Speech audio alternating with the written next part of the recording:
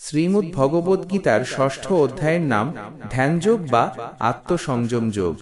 এই অধ্যায়ের প্রথম শ্লোকে ভগবান শ্রীকৃষ্ণ অর্জুনকে কর্ম, কর্মফল এবং প্রকৃত সন্ন্যাস ও যোগের গভীর তত্ত্ব বুঝিয়েছেন। শ্লোকটি অত্যন্ত তাৎপর্যপূর্ণ কারণ এটি বাহ্যিক ক্রিয়াকর্মের চেয়ে মানুষের ভেতরের মানসিক অবস্থাকে বেশি গুরুত্ব দেয়।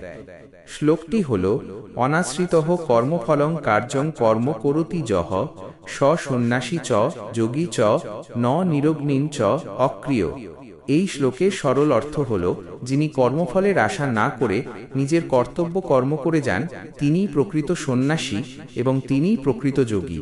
কেবল যজ্ঞাগ্নি ত্যাগ করলেই কেউ সন্ন্যাসী হন না, আর সমস্ত শারীরিক ক্রিয়াকলাপ বা কর্মবর্জন করলেই কেউ যোগী হতে পারেন না। এই শ্লোকের তাৎপর্য অত্যন্ত গভীর ও ব্যাপক। সনাতন ধর্মে এবং তৎকালীন সমাজে সন্ন্যাস ও যোগ বলতে সাধারণত ঘরসংসার ত্যাগ করা, অরণ্যে চলে যাওয়া এবং অগ্নির ব্যবহার বর্জন করে সম্পূর্ণ নিষ্ক্রিয় হয়ে থাকাকে বোঝানো হতো। প্রাচীন বৈদিক প্রথা অনুযায়ী গৃহস্থ মানুষ অগ্নিহোত্র যজ্ঞের মাধ্যমে দেবতাদের উদ্দেশ্যে আহুতি দিতেন। যখন কেউ সন্ন্যাস গ্রহণ করতেন তখন তিনি সেই গার্হস্থ্য অগ্নি পরিত্যাগ করতেন এবং রান্না করার জন্য বা যজ্ঞের জন্য আগুনের ব্যবহার বন্ধ করে দিতেন। শ্রীকৃষ্ণ এই শ্লোকে সেই প্রচলিত ধারণার আমূল পরিবর্তন ঘটিয়েছেন। তিনি স্পষ্ট করে দিয়েছেন যে গেরুয়া বস্ত্র পরিধান করা বা যজ্ঞের আগুন ত্যাগ করাটাই সন্ন্যাসের আসল পরিচয় নয়। আসল সন্ন্যাস লুকিয়ে আছে মানুষের চেতনায় এবং তার কর্মের উদ্দেশ্যের মধ্যে। মানুষের সমস্ত অশান্তির মূল কারণ হল ফলের আশা। আমরা যখনই কোনো কাজ করি তখন তার পেছনে একটি সুনির্দিষ্ট স্বার্থ বা পাওয়ার আকাঙ্ক্ষা থাকে। এই আকাঙ্ক্ষাই মানুষকে বন্ধনে ফেলে। যখন কোনো কাজের ফল আমাদের মনের মতো হয় না তখন আমরা দুঃখ পাই, আর যখন ফল মনের মতো হয় তখন আমাদের অহংকার বাড়ে। শ্রীকৃষ্ণ বলছেন, কর্ম ত্যাগ করার কোনো প্রয়োজন নেই, বরং কর্মের ভেতরের যে ফলের আশা সেই আসক্তিকে ত্যাগ করতে হবে। যিনি নিজের সুখের জন্য কাজ করেন না, বরং সমাজ, জগৎ এবং ঈশ্বরের প্রীতির জন্য নিজের নির্ধারিত কর্তব্য করে যান, তিনিই আসলে সমস্ত আসক্তি থেকে মুক্ত। এই আসক্তিহীনতাই হল প্রকৃত সন্ন্যাস। যোগ শব্দের অর্থ হল যুক্ত হওয়া, অর্থাৎ জীবাত্মার সঙ্গে পরমাত্মার মিলন। অর্জুন মনে করেছিলেন যে যুদ্ধক্ষেত্র ত্যাগ করে বনে চলে গেলেই বোধহয় আধ্যাত্মিক উন্নতি সম্ভব হবে, কিন্তু শ্রীকৃষ্ণ তাকে বোঝাচ্ছেন যে কর্মক্ষেত্র থেকে পালিয়ে যাওয়া কোনো সমাধান নয়। সংসার বা সমাজ থেকে দূরে গেলেই মন শান্ত হয়ে যায় না। যদি মনের ভেতরে কামনা, বাসনা ও আসক্তি থেকে যায় তবে বনে গিয়েও মন অশান্তই থাকবে। প্রকৃত যোগী হলেন তিনি, যিনি সংসারের সমস্ত দায়িত্ব পালন করেও ভেতরে ভেতরে সম্পূর্ণ অনাসক্ত থাকেন। পদ্মপাতা যেমন জলে থেকেও জলে ভেজে না, ঠিক তেমনি প্রকৃত যোগী সংসারে থেকেও সংসারের মায়ার দ্বারা প্রভাবিত হন না। এই শ্লোকে ন নিরগ্নি শব্দের মাধ্যমে শ্রীকৃষ্ণ বাহ্যিক সন্ন্যাসের আচার সর্বস্বতাকে আঘাত করেছেন। তিনি বলছেন, কেউ যদি রান্না করা বা যজ্ঞ করার আগুন ত্যাগ করে কিন্তু মনে মনে সুস্বাদু খাবারের চিন্তা বা যজ্ঞের পুণ্য ফলের আশা করতে থাকে, তবে তার সেই ত্যাগ সম্পূর্ণ মিথ্যা। অন্যদিকে ন চ অক্রিয় পদের মাধ্যমে তিনি স্পষ্ট করেছেন যে হাত পা গুটিয়ে অলসভাবে বসে থাকার নাম যোগ নয়। অলসতা ও নিষ্ক্রিয়তা মানুষকে তামসিকতার দিকে নিয়ে যায়, যা আধ্যাত্মিক উন্নতির পরিপন্থী। কর্ম হল জীবনের লক্ষণ। প্রকৃতি আমাদের প্রতিক্ষণ কোনো না কোনো কর্ম করতে বাধ্য করে। নিঃশ্বাস নেওয়া, খাওয়া, চলাফেরা করা সবই কর্ম। তাই কর্মকে সম্পূর্ণ বর্জন করা অসম্ভব। বুদ্ধিমানের কাজ হল কর্মকে বন্ধনে পরিণত না করে তাকে মুক্তির উপায়ে রূপান্তর করা, আর তা সম্ভব কেবল নিষ্কাম কর্মের মাধ্যমে।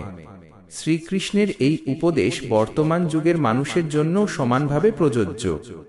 আধুনিক জীবনে মানুষ চরম মানসিক চাপ, হতাশা ও অশান্তিতে ভুগছে, কারণ প্রত্যেকেই ফলের পেছনে ছুটছে। শিক্ষার্থী ভালো ফলের আশায় পড়ছে, চাকুরিজীবী পদোন্নতি ও অর্থের আশায় কাজ করছে। যখনই আশানুরূপ ফল পাওয়া যায় না তখনই মানুষ ভেঙে পড়ে। শ্রীকৃষ্ণের এই দর্শন আমাদের শেখায় কিভাবে কর্মে মনোযোগী হতে হয়, অথচ তার ফলাফলের উপর মানসিক নির্ভরতা কমিয়ে দেওয়া যায়। যখন আমরা ফলের চিন্তা না করে কেবল কর্মের গুণগত মানের দিকে নজর দেব, তখন আমাদের কাজের দক্ষতা যেমন বাড়বে তেমনি মনও শান্ত থাকবে। সুতরাং এই অধ্যায়ের প্রথম শ্লোকটি আসলে কর্মযোগ ও ধ্যানযোগের এক অপূর্ব সমন্বয়।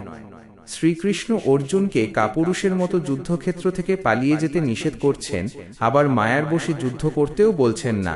তিনি বলছেন, নিজের ক্ষত্রিয় ধর্ম পালন করো, ন্যায় প্রতিষ্ঠার জন্য যুদ্ধ করো, কিন্তু জয় বা পরাজয়ের চিন্তা মনে স্থান দিও না। এই মানসিক সমতাই হল যোগ। যিনি এই সমত্ব বুদ্ধি লাভ করেছেন, তিনি কর্ম করেও কর্মের পাপে বা পুণ্যে লিপ্ত হন না। বাহ্যিক আড়ম্বর বা লোক দেখানো ত্যাগের চেয়ে মনের ভেতরের ত্যাগ ও সংযমী যে আধ্যাত্মিক জীবনের আসল চাবিকাঠি, ভগবান শ্রীকৃষ্ণ এই শ্লোকের মাধ্যমে অত্যন্ত সুন্দরভাবে তা আমাদের সামনে তুলে ধরেছেন। এই অধ্যায়ের প্রথম শ্লোকে ভগবান শ্রীকৃষ্ণ প্রকৃত সন্ন্যাস ও যোগের যে সংজ্ঞা দিয়েছিলেন, দ্বিতীয় শ্লোকে তিনি সেই তত্ত্বটিকে আরো গভীরভাবে স্পষ্ট করেছেন। প্রথম শ্লোকে বলা হয়েছিল যে কর্মফলের আশা না করে যিনি নিজের কর্তব্য কর্ম করেন তিনিই প্রকৃত সন্ন্যাসী ও যোগী। দ্বিতীয় শ্লোকে শ্রীকৃষ্ণ সন্ন্যাস ও যোগের মধ্যকার গভীর অভ্যন্তরীণ একাত্মতা প্রকাশ করেছেন। শ্লোকটি হল, জং সন্ন্যাসমিতি প্রাহুর্যগং তং বিদ্ধি পাণ্ডব ন হ্যাসংনস্ত সংকল্প যোগী ভবতি কশ্চন। এই শ্লোকের সরল অর্থ হল, হে পাণ্ডুপুত্র অর্জুন, পণ্ডিতেরা যাকে সন্ন্যাস বলে নির্দেশ করেন তুমি তাকেই যোগ বলে জানো, কারণ নিজের মনের জাগতিক বাসনা বা ফলের সংকল্প ত্যাগ না করে কেউই কখনো প্রকৃত যোগী হতে পারেন না। এই শ্লোকের তাৎপর্য অত্যন্ত গভীর এবং এটি আধ্যাত্মিক সাধনার এক মূল ভিত্তি প্রস্তর। তৎকালীন সমাজে সন্ন্যাস এবং কর্মযোগ বা ধ্যানযোগকে দুটি সম্পূর্ণ ভিন্ন এবং বিপরীত পথ হিসেবে দেখা হতো। সাধারণ মানুষের ধারণা ছিল যে সন্ন্যাস মানে হলো সবকিছু ছেড়ে দেওয়া, ঘর সংসার ত্যাগ করে বনে চলে যাওয়া এবং সমস্ত কর্ম থেকে নিবৃত্তি নেওয়া।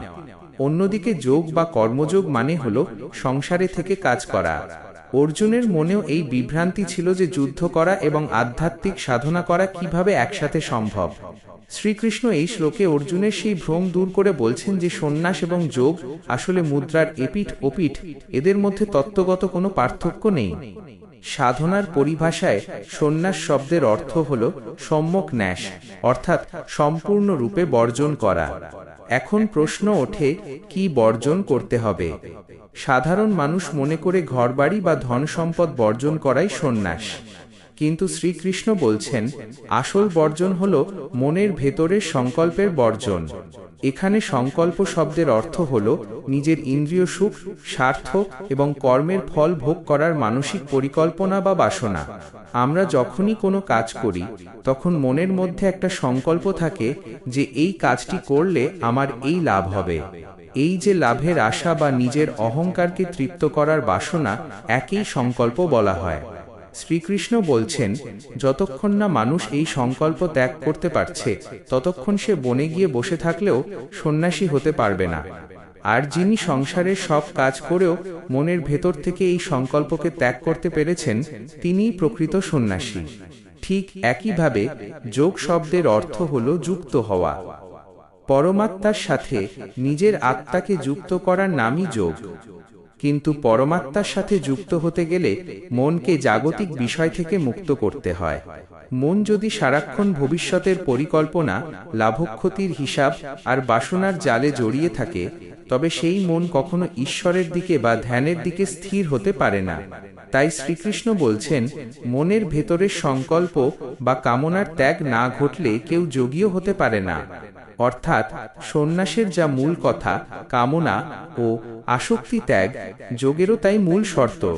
এই কারণেই শ্রীকৃষ্ণ অর্জুনকে বলছেন যে যাকে পণ্ডিতেরা সন্ন্যাস বলেন তাকেই তুমি যোগ বলে জানো। এই শ্লোকের মাধ্যমে শ্রীকৃষ্ণ মানুষের মনের এক গভীর মনস্তাত্ত্বিক সত্যকে তুলে ধরেছেন। মানুষ স্বভাবতই কর্মশীল, সে কোনো না কোনো কাজ না করে থাকতে পারে না। কিন্তু মানুষের দুঃখের কারণ তার কর্ম নয়, বরং কর্মের পেছনে থাকা সংকল্প। যখন কোনো সাধক নিষ্কাম ভাব নিয়ে সমাজ ও ঈশ্বরের প্রীতির জন্য কাজ করেন, তখন তার সেই কর্মই যোগে পরিণত হয়। সেখানে নিজের জন্য কোনো পাওয়ার আশা থাকে না, তাই কোনো হারানোর ভয়ও থাকে না। এই ভয়হীন এবং আসক্তিহীন মানসিক অবস্থাই হল সন্ন্যাসের চরম লক্ষ্য। সুতরাং কর্মকে ত্যাগ করার চেয়ে কর্মের পেছনে স্বার্থপরতাকে ত্যাগ করা অনেক বেশি কঠিন, এবং এটিই প্রকৃত সাধনা। শ্রীকৃষ্ণের এই বাণী বর্তমান যুগের মানুষের জন্য এক পরম পথপ্রদর্শক। আজকের দিনে মানুষ প্রতিনিয়ত মানসিক চাপ ও অশান্তির মুখোমুখি হচ্ছে, কারণ প্রত্যেকের মন সংকল্পের দ্বারা ভারী হয়ে আছে। মানুষ কাজ করার আগেই তার ফল নিয়ে এত বেশি চিন্তিত থাকে যে সে বর্তমান মুহূর্তে মন দিয়ে কাজটাই করতে পারে না। এই শ্লোক আমাদের শেখায় কিভাবে মনের সংকল্পগুলোকে শান্ত করতে হয়। আমরা যখন আমাদের সমস্ত কাজকে ঈশ্বরের উদ্দেশ্যে উৎসর্গ করে দেব এবং ফলের আশা ত্যাগ করব, তখন আমাদের মন আপনা আপনি শান্ত ও পবিত্র হয়ে উঠবে। উপসংহারে বলা যায়, শ্রীকৃষ্ণ অর্জুনকে কর্মক্ষেত্র থেকে পালিয়ে গিয়ে ভণ্ড সন্ন্যাসী হতে বারণ করেছেন। তিনি অর্জুনকে বুঝিয়েছেন যে যুদ্ধক্ষেত্রের মাঝখানে দাঁড়িয়েও যদি মনকে ফলের আশা থেকে মুক্ত রাখা যায়, তবে সেই যুদ্ধের ময়দানই তপবনে পরিণত হতে পারে। বাহ্যিক সন্ন্যাসী না হয়ে অভ্যন্তরীণভাবে সংকল্প বর্জন করে প্রকৃত যোগী হওয়াই মানব জীবনের শ্রেষ্ঠ সার্থকতা। এই শ্লোকটি আমাদের শেখায় যে কর্ম ও জ্ঞানের মধ্যে, সংসার ও সন্ন্যাসের মধ্যে কোনো বিরোধ নেই, যদি আমাদের দৃষ্টিভঙ্গি পবিত্র এবং আসক্তি মুক্ত হয়।